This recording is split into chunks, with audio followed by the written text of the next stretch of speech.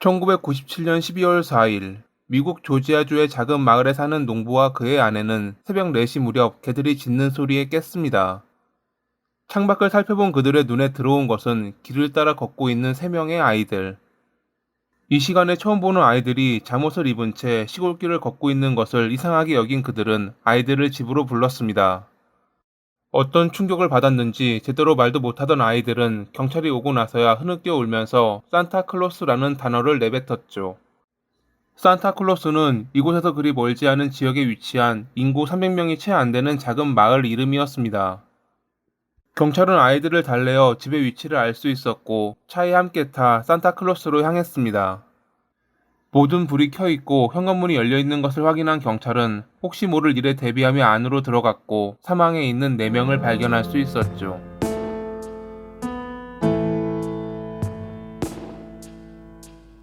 이 집은 데니와 킴이 7명의 아이들과 함께 사는 곳으로 아이들을 좋아했던 두 사람은 입양과 가정 위탁을 통해 가정을 꾸려 아이들을 사랑으로 키워왔습니다. 부부는 침실에서 총에 맞아 사망했고 장녀와 장남 역시 같은 총기에 의해 사망해 있었습니다.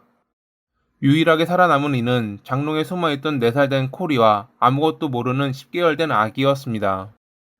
경찰은 다른 지역에서 발견된 3명의 아이들에게 무슨 일이 있었는지 물었는데 아직 충격이 가시지 않았는지 제대로 된 답변을 하지 못했습니다. 잠시 뒤 안정이 되고 나서야 8살인 수양딸 아만다가 다음과 같이 말했습니다.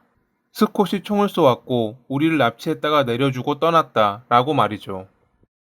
그녀는 범인의 이름을 스콧 테일러라고 밝혔는데 그는 과거 데니와 킴 부부가 6주 정도 가정 위탁을 했던 남성이었습니다.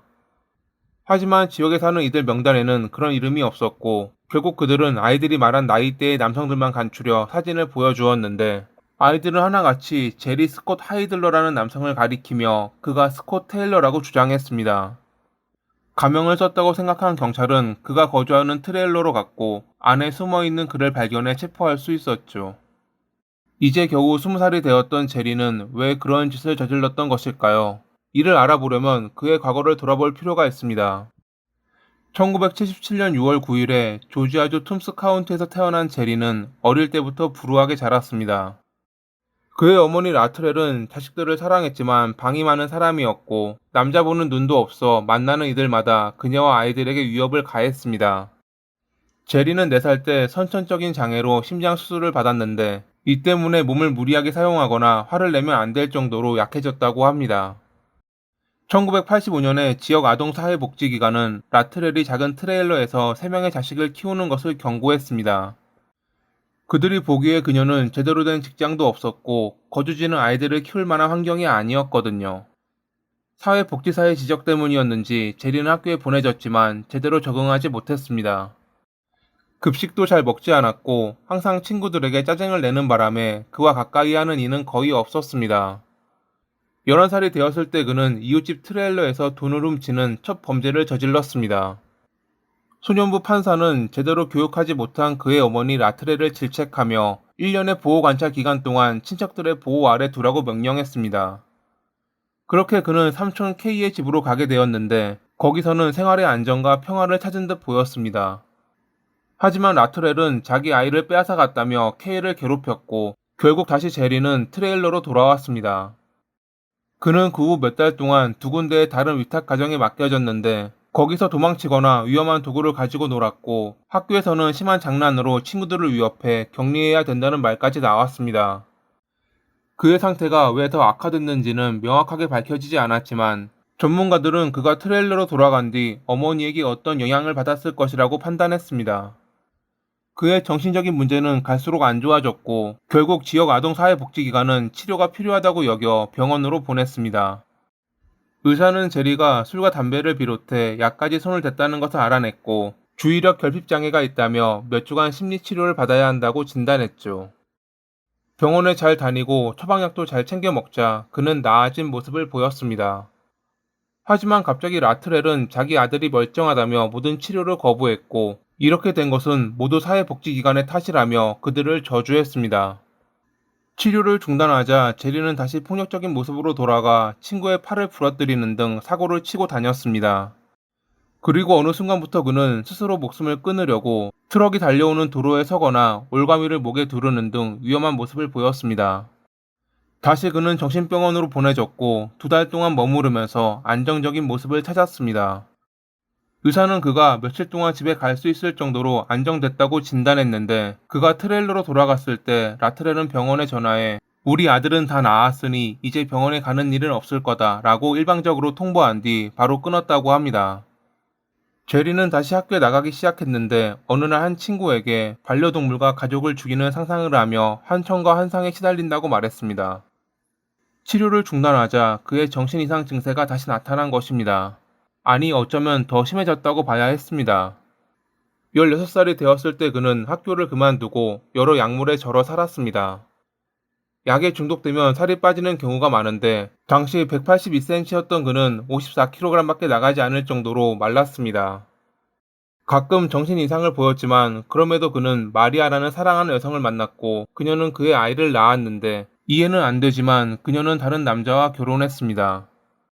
그러면서 둘의 관계를 유지하는 이상한 사이였죠. 제리가 18살이 되었을 무렵 사회복지기관은 그의 여동생인 조안나에게 눈을 돌렸습니다. 그녀 역시 라트렐과 함께 산다면 제리의 전철을 밟게 될 것이라 생각한 그들은 이번에도 방임을 지목하며 데니와 킴 부부에게 10살인 조안나를 가정 위탁 보냈습니다. 킴은 어렸을 때 자신의 아픈 기억 때문에 도움이 필요한 아이들을 돌보길 원하는 여성이었고 데니는 그런 아내를 지지했습니다. 그렇기에 그들의 집에는 친자식을 포함해 7명의 아이들이 함께 지내고 있었죠. 조안나는 한동안 잘 대해주는 그들 부부의 집에서 어려움 없이 지냈지만 한편으로는 라트렐과 제리를 그리워했습니다. 결국 그녀는 그런 감정을 킴에게 털어놓았고 원래는 그러면 안 되지만 조안나를 불쌍히 여긴 킴은 그녀와 함께 라트렐을 찾아가 여러 이야기를 나눴습니다.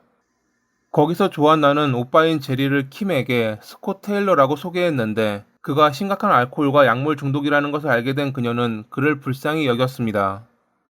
자기처럼 어린 시절 좋지 못한 환경이 그를 이렇게 만들었다고 생각했죠. 결국 그녀는 큰 결심을 했습니다. 이미 위탁 보호 시스템에서 벗어난 그였지만 자기들이 맡겠다고요. 그렇게 제리와 데니 킴 부부는 연을 맺게 되었지만 몇 주 뒤 그들의 관계는 종결을 맞이했습니다. 그가 그들의 16살 딸인 제시카를 꼬시려다 들켰거든요. 데니는 어린 딸을 성적으로 꼬시려던 제리를 나무라며 우리 집에 머무르지 않았으면 좋겠다고 말했고 그는 고개를 끄덕이며 돌아갔습니다. 아들이 위탁 가정에서 쫓겨나자 화가 난 라트렐은 한동안 격분했다고 합니다. 또한 그녀는 킴을 따라 교회도 다녔었는데 모종의 불미스러운 일로 교회도 못 나가게 되자 데니와 킴 부부에게 저주의 말을 퍼붓기도 했죠. 이런 일이 있은지 제리는 거리에서 그들과 몇 번 마주치긴 했지만 별다른 말도 하지 않고 모르는 사람처럼 행동했습니다. 1997년 초에 그의 여자친구인 마리아가 임신했는데 그의 아이라는 거짓말을 그는 철석같이 믿었습니다. 출산 예정일에 그녀가 병원에 입원해 있는 동안 제리는 태어날 아이를 기다리며 시를 썼습니다. 곧 아이가 태어났지만 끝내 울음소리는 울리지 않았습니다. 이에 제리는 현실을 받아들이지 못한 것인지 아니면 인지하지 못한 것인지 사산된 아이에게 계속 자신의 시를 보여줘야 한다고 우겼습니다. 마리아는 그에게 아이가 사망했다고 알렸지만 그는 여전히 히스테리를 부리며 현실을 받아들이지 못하고 있었죠. 그리고 이틀 뒤인 1997년 12월 4일 새벽 그는 데니와 킴의 집으로 가 그들과 장녀, 장남을 살해했습니다. 장롱에 숨은 코리를 제외하고 총소리에 놀라 방에서 나온 아이들 3명이 자신을 알아보자 침입자가 있으니 나를 따라와 라고 말한 그는 그들을 차에 태우고 달렸습니다. 그는 근처에 있는 안전한 친구 집으로 간다고 했지만 길을 지나쳤다고 아이들이 지적하자 납치를 인정했다고 합니다. 아이들이 울면서 무섭다며 그가 들고 있는 총을 버려달라고 하자 그는 다리 위에서 차를 세우더니 다리 아래로 총을 던져버렸습니다. 그 모습을 본 아이들은 도망쳤지만 금방 그에게 잡혔고 그중 한 명은 그에게 성추행을 당했습니다. 그리고 잠시 뒤 아무런 말도 없이 그들을 풀어주고는 차를 몰고 사라졌죠. 아이들은 잘못 차량으로 길을 걷다 지역 농부에게 발견됐고 경찰은 산타클로스에 있는 그들의 집에서 일어난 참상을 알게 됐습니다. 범인이 누구인지 확인되자 그들은 곧바로 라트렐의 트레일러로 가 제리를 체포할 수 있었습니다. 그는 범행을 인정했지만 기억에 공백이 있다고 주장했고 변호사는 그가 평소에 갖고 있던 정신적 문제와 사산된 아이의 충격으로 범행을 저질렀다며 선처를 받았습니다. 하지만 그러기에는 그가 저지른 범행이 너무 잔혹하다며 배심원단은 40분의 심의 끝에 유죄를 판결. 재판부는 그의 범행에 정신적인 문제가 개입됐을 여지가 있을 수는 있지만 책임 능력에는 문제가 없다며 4건의 사형을 선고했습니다. 이 사건은 비극적인 환경 속에서 자라난 한 사람이 겪은 불우한 삶과 그로 인해 발생한 범죄를 보여줍니다. 제리가 경험한 아픔과 상처는 동정의 여지가 있지만 그가 저지른 잔혹한 범행은 결코 정당화될 수 없습니다. 그저 하나의 범죄 이야기로 끝나는 것이 아니라 사회의 복지 시스템과 공동체의 역할에 대해 깊이 고민하게 만들어 경각심을 일깨워줬던 이 사건. 이러한 일들이 더 이상 일어나지 않기를 바라며 이만 마칩니다. 오늘도 봐주셔서 감사합니다.